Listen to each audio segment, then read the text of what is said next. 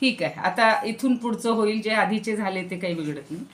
पुन्हा फक्त एवढंच म्हणते की आज 11 एप्रिल, गौरीची तीज आहे, गुरुवार आहे. सगळ्यांना मनापासून शुभेच्छा. आपण आता 91 पासून पुन्हा उभी घेऊयात. केले कर्मी जे द्यावे, ते जणे मज होवावे, आजी भोगू नाका बरवे हातीचे भोग. 191वी ओवी आहे. बघा, लक्ष द्या की काय म्हणतायत.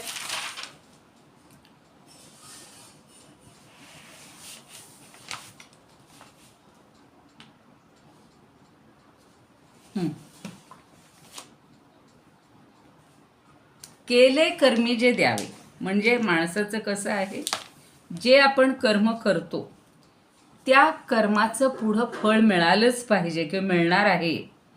कर्माधिकी ते जणे मज आज होवावे. 4 महिन्यांनी 2 महिन्यांनी, आता हल्ली मुलांचे रिझल्ट 45 दिवसात लावतात. तर आज मी कर्म केलं म्हणजे आज मी समजा परीक्षा दिली असेल तर त्याचं लगेच फळ मिळेल का हो? हां, आपल्याला अंदाज काढू शकतो. तुम्ही आम्ही पूर्वी असं करायचो, पेपरहून आल्या आपण आपलं मार्किंग करून टाकायचं, असेसमेंट. आणि मला 100 पैकी याच्यात 60 मार्क पडतील, 65 मिळतील. आणि पूर्वी फर्स्ट क्लास म्हणजे अवघड असायचं. किंवा आत्ता आपण एखादी गोष्ट बनवली आणि त्याचं म्हणजे कष्ट केले आणि त्याचं लगेच फळ मिळावं असं आपल्याला वाटतं. पण असं म्हणून चालेल का हो? लगेच पुण्यकर्माने उद्या जे फळ मिळणार आहे ते उद्या फळ मिळणारं मिळो किंवा नाही मिळो, पण भाग्ययोगानं लाभलेलं उत्तम भोग मी आजच का भोगू नयेत? म्हणजे अजून मला पाहिजे. आशा कशी असते, आज काय म्हणतात ना, लगेच रिटर्न मिळालेले असतात, पण तेवढे भोगून आपल्याला समाधान होत नाही. जे कर्माचं फळ भविष्यकाळात प्राप्त होईल, पण असं फळ मला नको आहे. मला जे आपणास ऐश्वर्य प्राप्त झालंय त्याचा मी उपभोग का बरं घेऊ नये? आणि भोगू का न बरवे हातीचे भोग. बघा ना, काहींना आता अशानं काही लॉटरी लागते म्हणा, किंवा पूर्वीची आपण काही इन्व्हेस्टमेंट केलेली असते, एकदम पैसे मिळतात, आणि मग त्याचा मी उपभोग का घेऊ नये बरं, असंही माणसाला वाटत राहतं. किंवा जी पुण्यकर्म केली, आता जी पुण्यकर्म असेल, मग यज्ञ असेल, एखादी पूजा असेल, एखादी उपासना असेल, आणि त्याच्यापासून जे काही काळानंतर फळ मिळणार आहे ते मिळो किंवा नाही मिळो, आपण एकदा त्याग करायचा आहे. पण इथं ती भावना नाही आहे राजस माणसाच्या ठिकाणी. पण त्याला असं वाटतं की भाग्ययोगानं लाभलेले जे उत्तम भोग आहेत ते मी आज का भोगू नयेत? काही लोक म्हणतात, बघा आता मिळालंय ना, हे थोडं असंच ठेवून दे, हे पुढच्यासाठी उपयोगी पडेल. पण त्या माणसाला असं वाटत असतं की हे मला मिळालेलं जे फळ आहे हे मी आत्ताच्या आत्ता भोगलं पाहिजे. पण भगवंतांचं म्हणणं असं आहे, ज्ञानदेवांचं म्हणणं असं आहे की फळाचा त्यागच करायचा आहे. म्हणजे ते भोगणं तर नंतरची गोष्ट आहे, भोगण्याची अपेक्षाच ठेवू नका असं आपल्याला सांगतात. म्हणून काय म्हणतात, ऐसा शरीराची आक्लेशा, भेणे कर्मे विरेशा, सांडी तो परियेसा राजसू त्यागू. म्हणून आता पुन्हा सांगतायत की अरे अर्जुना, शरीराला होणाऱ्या त्रासाच्या भीतीनं जो कर्माचा त्याग करतो त्याला राजस त्याग म्हणतात. म्हणजे अजूनही आपल्याला राजस त्याग एकदा डोक्यावर ठसवत आहेत. म्हणजे शरीर कष्टांना घाबरून जो ते करण्याचं सोडून देतो ना, त्याला राजस त्याग म्हणतात. पुन्हा पुन्हा तेच सांगतायत.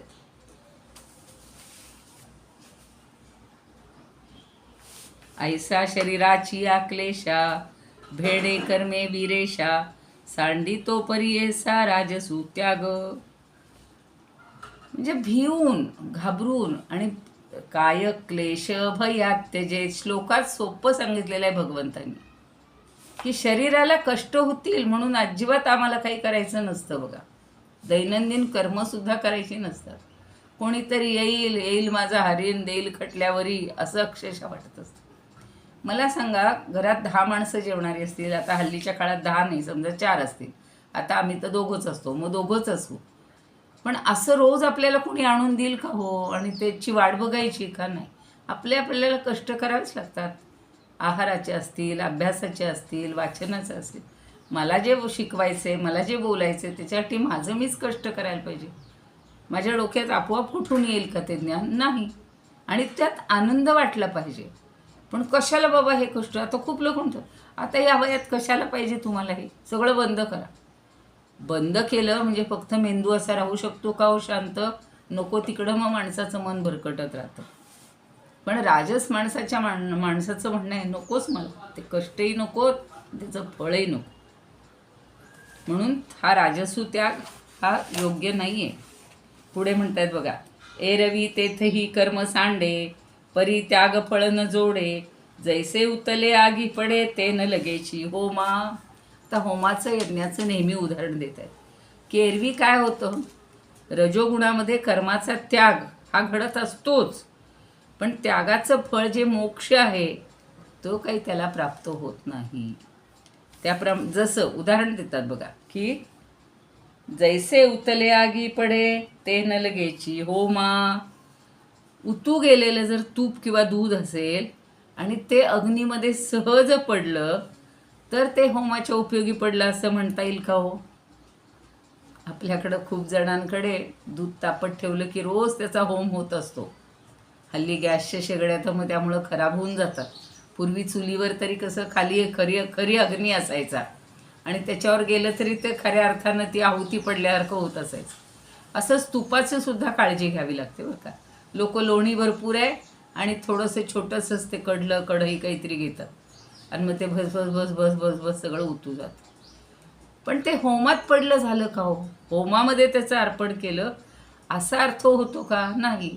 ते योगायोगानं तुमच्या दुर्लक्षामुळं, तुमच्या काय म्हणूया आपण हलगर्जीपणामुळं जे घडलं त्याला तुम्ही अगदी मोठा मुलामा द्याल नाही हो. आम्ही रोज अग्नीला हे करतो, अर्पण करतो, रोज दूध देतो, 4 दिवसांनी तूप देतो का तर आमच्या हातनं ते सगळं उतू जातं असं म्हणणारे लोक आहेत. म्हणून राजस त्यागात सुद्धा कर्मत्याग घडतो, पण या त्यागाचं फळ काही आपल्याला मिळणार नाही. आता नकळत घडलंय ते. आता मी जसं म्हणलं तसं की हे नकळत झालंय, रोज दूध उतू गेलं आणि खालच्या अग्नीमध्ये ते पडलं म्हणून काही त्याचं होमात रूपांतर होत नाही. किंवा होम घडला असं मानलं तरी त्याचं त्यागाचं फळ काही मिळणार नाही. आपण थोड्याशा ह्यांच्या बघूया उभ्या, त्या राहून गेलेत. भोजनाचे सुख पुढे वाटे गोड, परी अवघड रांधू जाता. खालच्या 2-3 ओळी राहिल्या होत्या. तैसे प्रारंभीचे पाहुनी ते श्रम, जया ते स्वकर्म नको वाटे. आत्ता जे सांगितलं ते की श्रम वाटतायत म्हणून कर्म नको. बैसता चटका जैसी वस्तून, द्यावी हातातून टाको नीती. त्या क्षणी प्रतीक्षित क्रिया होते आणि ती वस्तूच टाकून दिली जाते. आरंभिले कर्म तैसे यथाविधी, मध्येच ते सांडी क्षीण होता. म्हणे देहा ऐसी वस्तू बहुमोल, लाधली केवळ पूर्व पुण्ये. तरी पाप्या ऐसी कर्मे आचरून, कागा द्यावा क्षीण तया देहा. हातींचे का भोग दवडावे वाया, कष्टवोनी काया उद्यांसाठी. काया क्लेश भये सोडणे जे कर्म, राजस हे नाम त्यागासी त्या. जैसे अग्नी माझी दूध उतू जाय, होमिले ते काय म्हणू येते. तैसा कर्म त्याग येथेही केवळ, परित्याग फळ लाभे ना ते. आता अजून पुढं ज्ञानदेवांनी इतकी सुंदर उदाहरणं दिली की त्याला गोंडस नाव देतात. घडती काहीतरी काय म्हणू आपण अपघाती घटना, पण त्याला अगदी माणसं मोठं नाव देतात. बघा पुढची उभी फार छान आहे. का बुडोनी प्राण गेले, ते अर्धोदकी निमाले, हे म्हणो नये जाहले दुर्मरणची. ज्ञानदेव बरोबर सांगतायत की का बुडोनी प्राण गेले. कुठं म्हणले? अर्धोदकी. अर्धोदकी म्हणजे पाण्यामध्ये बुडून, अर्थात जलसमाधी मिळाली तर अर्धोदकी निमाले म्हणजे ज्याला जलसमाधी मिळाली आणि मरणच पावला तो. नुसता पाण्यात बुडलाय असं नाही, संपला. का बुडोनी प्राण गेले, अहो बुडलाय तो. ते अर्धोदोखी निमाले, त्या पाण्यामध्ये निमाले, पूर्ण शांत झाले. हे म्हणू नये जाहले दुर्मरणची.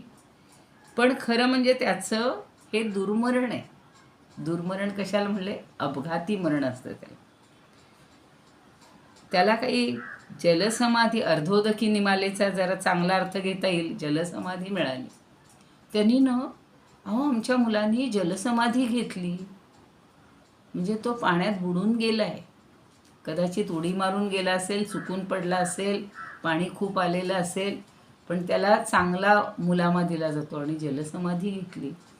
मुलगाच असं नाही, कोणी मोठी व्यक्तीसुद्धा असेल.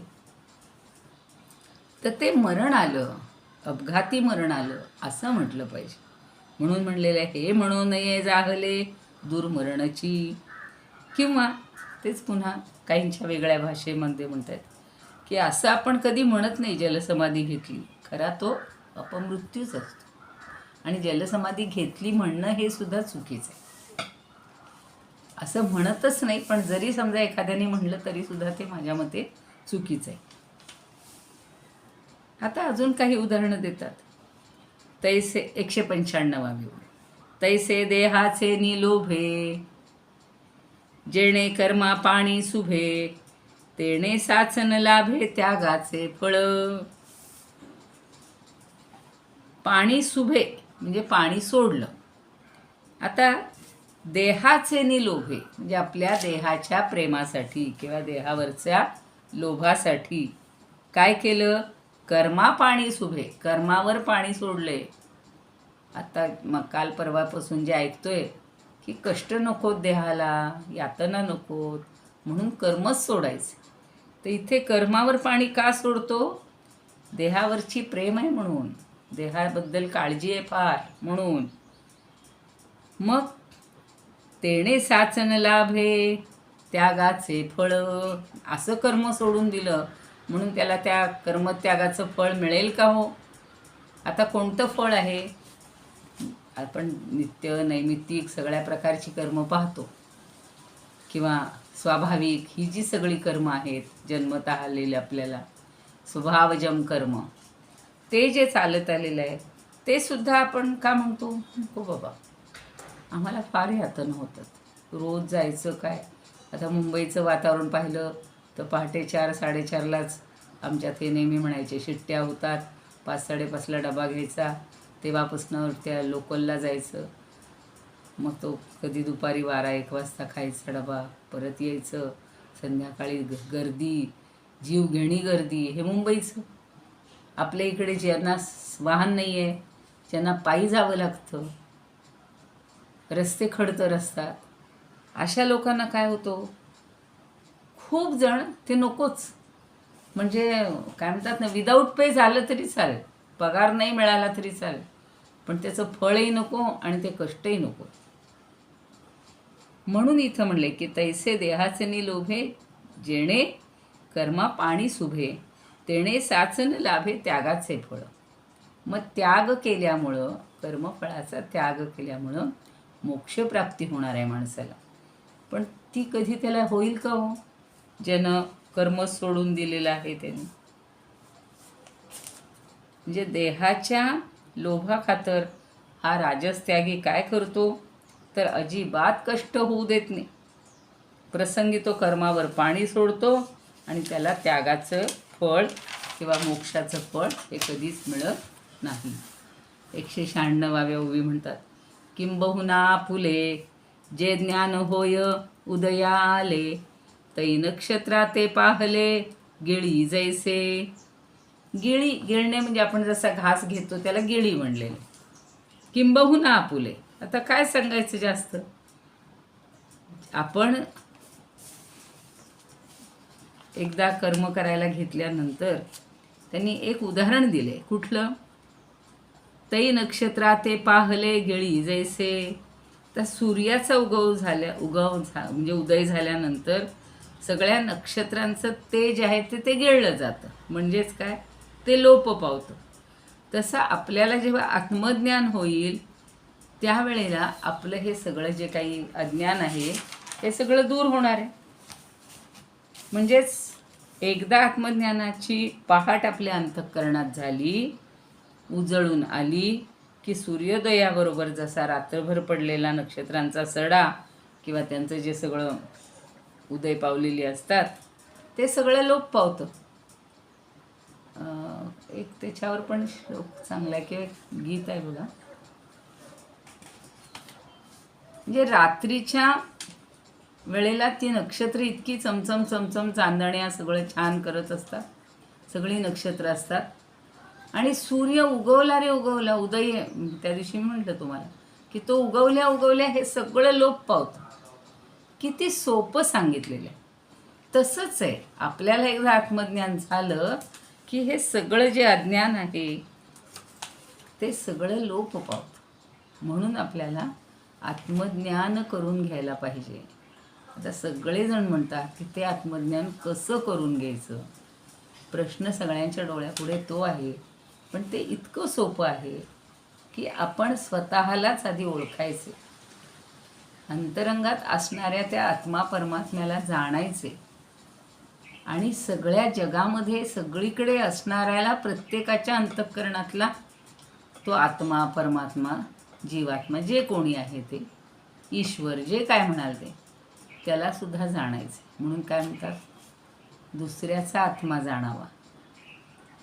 मला भूक लागलेली आहे आणि माझ्याबरोबर 7-8 लोक जर सगळे असतील तर हल्ली बघा काही फिकीर नसते लोकांची, मांडून ठेवले ना जातात, आपलं आपलं घेतात आणि सुरू करतात. पूर्वी तसं असायचं का की अजूनही आपल्या घरी पाहुणे आले तर आपण असं करतो का, आधी पाहुण्यांना वाढू या म्हणू, चला झालेला आहे स्वयंपाक, वेळ झालेली आहे जेवणाची, तुम्हाला उशीर झाला ना प्रवासात, चला पटकन बसून घ्या. आणि मग मग ते म्हणतील अहो ताई तुम्ही पण घ्या ना, मावशी तुम्ही घ्या ना, आजी तुम्ही घ्या ना. मग आपण ठीक आहे, आपल्यालाही भूक लागलेली आहे, कासा विसवायला लागले, पहाटेपासून उठलो, तर आपण ते घ्यावं. पण आधी दुसऱ्याचं अंतःकरण जाणलं पाहिजे. हे जर सोप्या सोप्या गोष्टी आपण करायला लागलो ना तर आत्मज्ञान म्हणजे अशी काही मोठी कुठली, जसं बघा एखाद्या टेकडीवर चढून गेलं की तिथले काय दृश्य असेल किंवा तिथला जो ईश्वर असेल परमेश्वर असेल तो भेटेल, त्याचं आपल्याला दर्शन होईल, असं काही कुठं लांब जायचंच नाही. नित्य दैनंदिन जीवनात मागही मी म्हटलं की त्या रंतीदेवानी उपाशी आलेल्या, स्वतः 48 दिवस उपाशी असताना सगळ्या कुटुंबाला त्यांनी एका वेळेला अचानक असं सगळं खायला मिळालेलं आहे. सांजा, तूप, खीर, पाणी सगळं आलंय. पण आपल्यासमोर जर एखादा गरीब आलेला असेल, अतिथी आला असेल, तर त्यांना सगळ्यांना दिलं.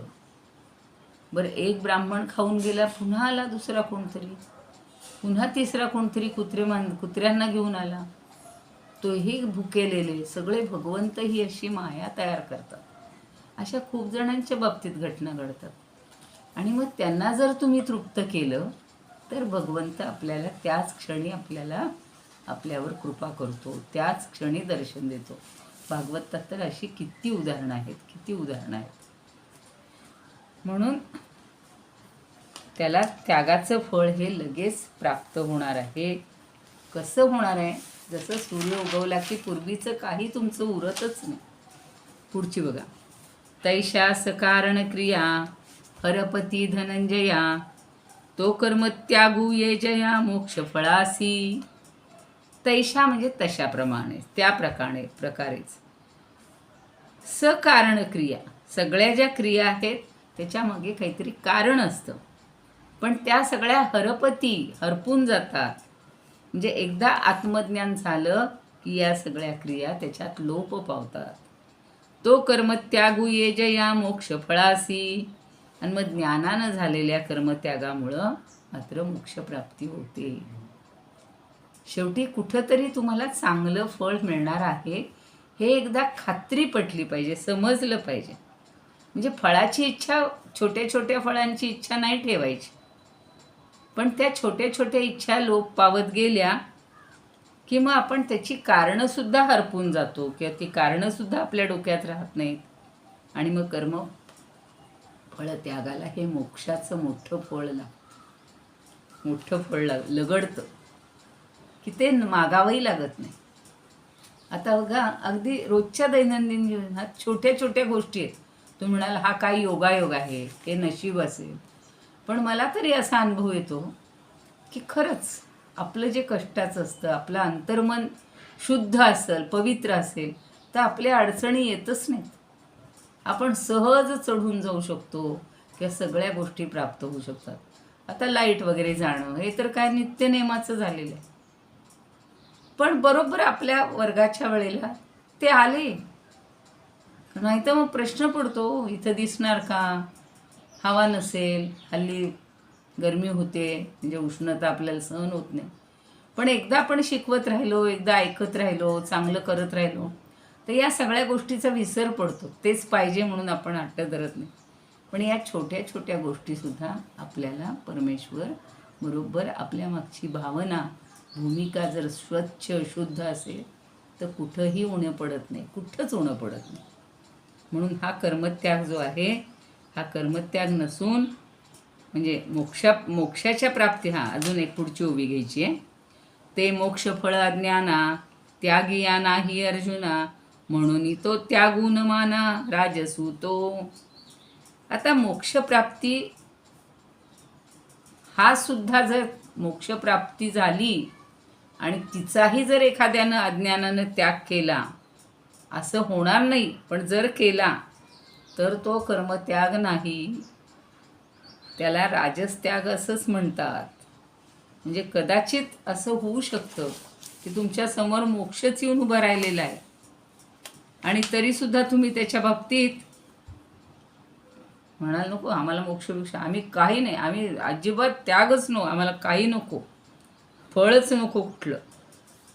तर मोक्षफळ हे अज्ञानग्रस्त कर्मत्यागाला कधी लावत नाही. ज्याच्या ठिकाणी अजून अज्ञान आहे त्याला ते मिळतच नाही. आणि देहाभिमानी जो आहे, देहासाठी जो सतत झटत असतो, त्यालाही ते मोक्षफळ मिळत नाही. आणि म्हणून राजसत्याग कधी खरा मानूच नाही. कारण मोक्ष असा वाटेवर काय लॉटरी लागल्यासारखं किंवा असं देतात ना काही जण, बघा फ्री फुकटमध्ये घ्या, पुस्तकं घ्या किंवा काही अशा वस्तू वाटत असतात, लुटत असतात आणि लोक जाऊन घेत असतात. पण असा काही रस्त्यावर तुम्हाला मोक्ष मिळणार नाही. आपल्या आयुष्यात तो मोक्षफळ मिळणं आणि आपलं आयुष्य कृतार्थ होणं म्हणजे जणू काही काय आहे. पुढची ओवी फार छान आहे. तरी कोणे पाय येथ त्यागे, ते मोक्षफळ घररी घे, हेही ऐक प्रसंगे बोलिजेल. तरी कोणत्या त्यागापासून मोक्ष मिळेल, तो मोक्ष आपल्या घरी कसा चालत येईल, हे तुला मी आता म्हणतायत सांगतो. नाही तर लोक म्हणतील मोक्ष मोक्ष मोक्ष काय हे सारखं लावलंय पुराण सगळं मोक्ष, आणि तो कुठून आणि कसा आणि कुणाला मिळणार आहे हो. तर ते सांगतायत ज्ञानदेव की तू हे एकाग्रतेनं श्रवण कर, तुला मोक्ष मिळणार आहे.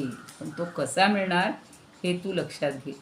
कोणत्या प्रकारच्या त्यागामुळं मोक्षफळ मिळेल, आपलं आयुष्य कृतार्थ होईल, आपल्या आयुष्यरूपी घरी हे फळ येतं, ते मी तुला आता प्रसंगानुसार सांगतो आणि ते तू आता ऐक असं सांगतात.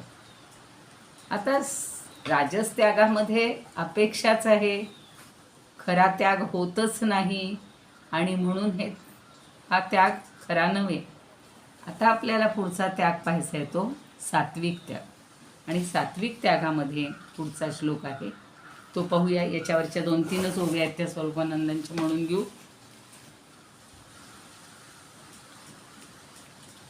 म्हणावे का ते झालं.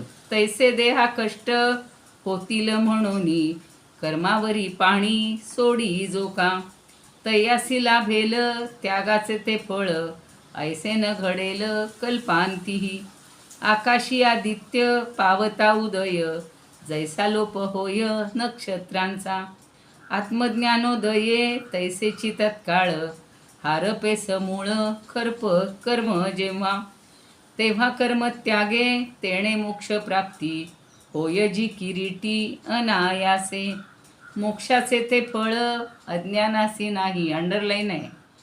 जो अज्ञानी आहे, ज्याला हे काहीही समजलेलं नाही, त्याला नाही. राजस तो पाही त्याग त्याचा, तरी मोक्ष फळ मिळे कोणा त्यागे, सांगेन प्रसंगे ऐक आता. आपली उत्सुकता वाढवून ठेवलेली आहे. मग नक्की कुणाला मोक्ष मिळणार आहे? तर सात्विक, जो सात्विक त्याग आहे ना त्याला मिळणार आहे. पुढचा श्लोक आहे, कार्यमित्येव यत्कर्म नियतं क्रियतेऽर्जुन, संगं त्यक्त्वा फलं चैव सत्यागः सात्विको मतः. बघा आता अगदी सोपं आहे. जसं दातव्यमिति यद्दानं दीयते नुपकारिणे, देशे काले च पात्रे च तद्दानं सात्विकं स्मृतं. सात्विकाची एक वेगळी पठडी आहे बघा. त्या पद्धतीतच सांगतायत की कार्यम इति एव, कार्यम म्हणजे केलंच पाहिजे, इति एव अशा भावनेनं, अशा काय यत कर्म, जे कर्म शास्त्रविहित कर्म करणं हेच माझं कर्तव्य आहे, कार्यच आहे. कार्य हा शब्द जो आहे ना ते केलंच पाहिजे, यावरून तो कार्य शब्द पडलेला आहे. आणि ते कसं आहे, नियतम, आपल्याला नेमून दिलेलं आहे, जन्माला येतानाच नेमून दिलेलं आहे. क्रियतेऽर्जुन. बरं आपण इथेच थांबूया, उद्या घेऊया. इदमुपकर्तुं भुवनमण्डलं समुदितमिव भास्करं, सादरं वन्दे ज्ञानेश्वरं. त्रिभुवनमाता भगवद्गीता, लोकमंगला लोकविश्रुता, लोकहितं संततं ध्यायता, येन ज्ञानेश्वरी विरचिता. श्रुत्वा प्राकृतगिरं सादरं वन्दे ज्ञानेश्वरं, सादरं वन्दे ज्ञानेश्वरम्.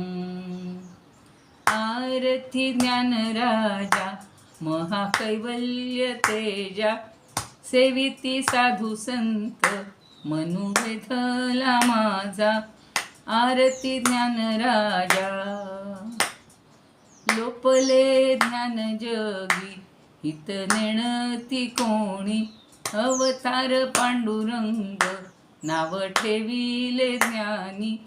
आरती ज्ञानराजा, कनकाचे ताट करी उभ्या गोपी खानारी, नारद तुंबरू हो सामगायन करी.